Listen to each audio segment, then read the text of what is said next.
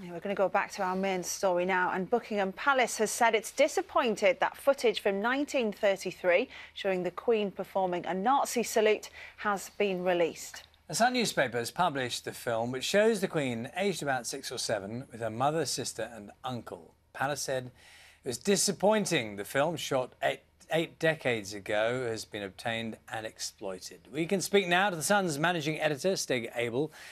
Very good morning to you. Thank you for your time this morning. I wonder if I could first ask you about the notion of justification. What is the justification for showing this image? Well, I think the justification is relatively evident. It's a matter of national historical significance to explore what was going on in the 30s ahead of the Second World War.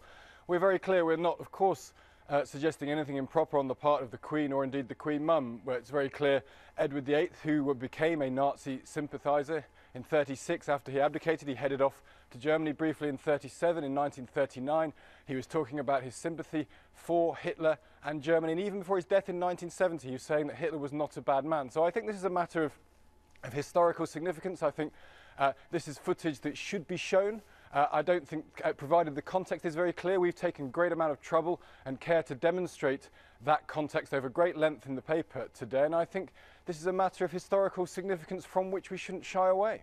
Is it a private film?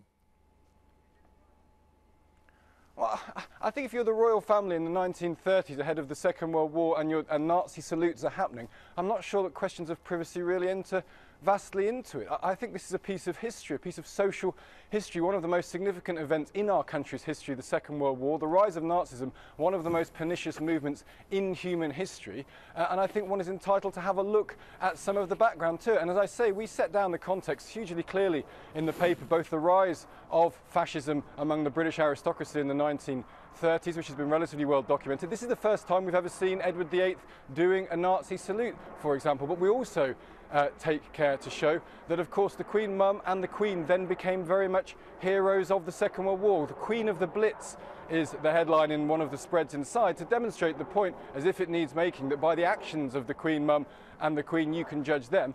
But that notwithstanding, it is a matter of interest, I feel, that in 1933, when Hitler was Chancellor, when the first concentration camp was being established in Dachau, the royal family in Britain were doing Nazi salutes at the behest of Edward VIII. OK, so the picture you're painting is one of historical context, that you consider this to be of historical importance. The headline, their royal hailnesses. I mean, that has no respect. And it implies also, does it not, it's about the Queen. It's referring to the two young girls in the photograph. Why was that necessary?